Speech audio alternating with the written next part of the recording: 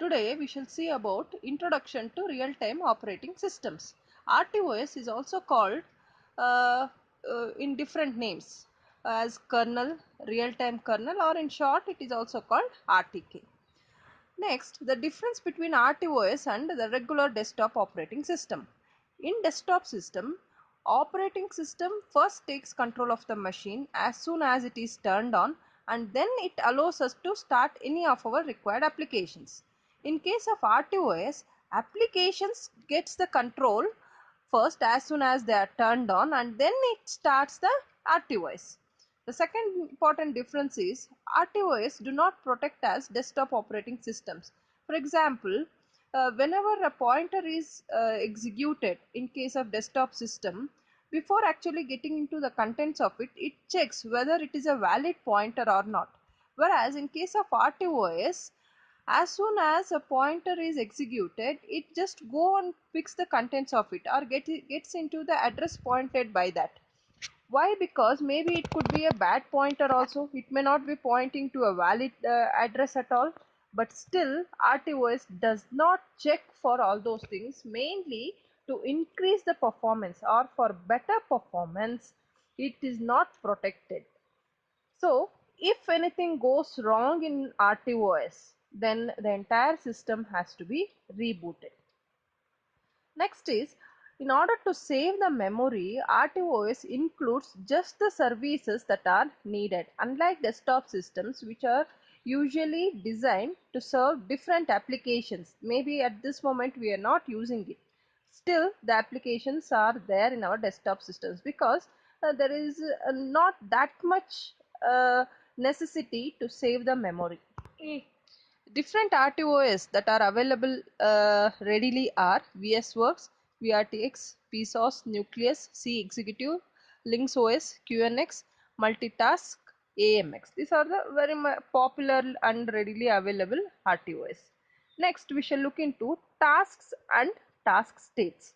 The basic building block in any RTOS is the task, and these tasks can be in any of the three states. It can be either running, ready, or blocker state. Running means the one which is presently executing or the one which has got the CPU time. Ready means it has got all the things. Things here is all the necessary resources but not the microprocessor time. Blocked means which hasn't got anything to do even if the MUPI is available. That means it has not got all the resources to execute. Even if the microprocessor is given to a blocker state, it cannot execute the things. These are the basic three states, and there are other states also which are not very much popular, or I can say like these three are the ones which are available in all the different kinds of RTOSs. The other states are could be suspended, pended, waiting, dormant, and delayed. Next is regarding the scheduler. Scheduler is a very important part in any of the operating systems. It's mainly used to keep track the state of each of the tasks. We have seen about the three different tasks: ready, running, and blocked. So it is the scheduler which is going to keep track which of the tasks should be moved to ready, to running, or to the blocker state.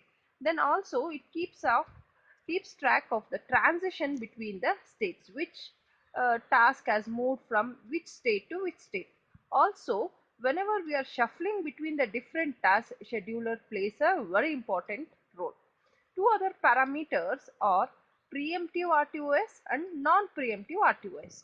Preemptive RTOS means whenever a task is under execution, if a higher priority task arrives, in that case the lower priority task can be really taken out from the CPU and the higher priority task can be given the CPU time.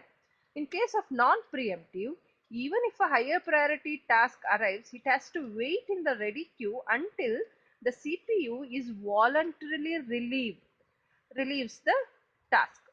Now we shall look into how the transition between the states.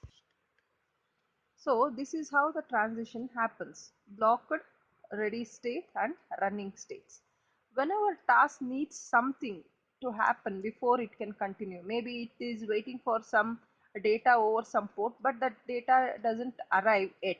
In that case, that task will be moved to blocked state. And during the blocked state, whatever it was waiting for, if the data is arrived, or if it was waiting for any of the resources, and that the resource is now, if it is available, then the task in the blocked state cannot directly come to running state. It will be put in the ready queue. Ready queue means the task within this ready queue have all the resources that are required for execution except the CPU. So whenever a task is in the ready queue, the highest priority one will be given the CPU time. So, and during running time, whenever a high priority task is has completed itself, or when a still higher priority task arrives, then the task in the running state will be moved to ready state. This is how the transition happens within the RTOS. Here is an example to show how the tasks are switched between high priority and low priority. Here a button task is of high priority 1 and the level task is of a low priority 1. So a CPU, whenever it is executing a low priority task, and if the high priority task requests the CPU time, immediately the RTOS switches the task from low priority to high priority.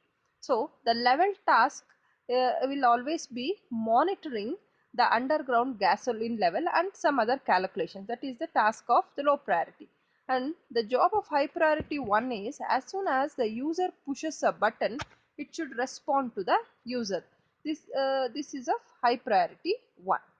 Now we shall look into the timing diagram, which says, so the level task, if it is of a low priority one,